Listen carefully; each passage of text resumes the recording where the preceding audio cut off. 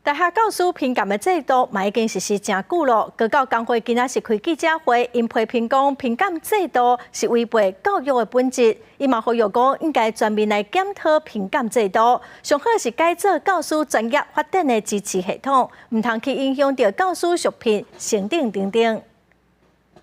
台湾自2005年修改大学法，高等教育全面实施大学教师评鉴制度，所产生不少争议。高教工会日举行记者会，批评这个评鉴制度扭曲教育本质。表面上，评鉴是为着提升教师专业品质，也毋过为着续聘，颠倒真做教师无用伫咧一点的压力来源，也真做好好压榨掌控教师的利器。行政凌驾教学造成了什么结果呢？校园民主被破坏掉，老师都成为一个顺从主义者啊。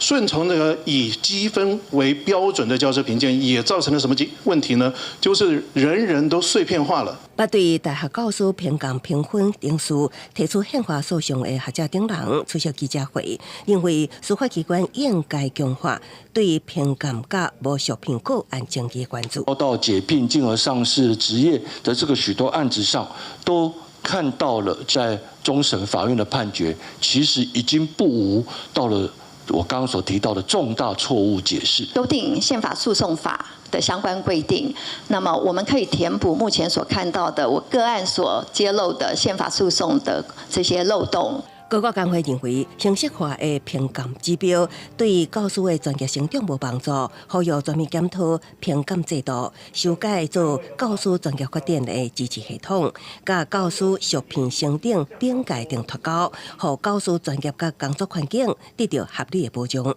记者综合报道。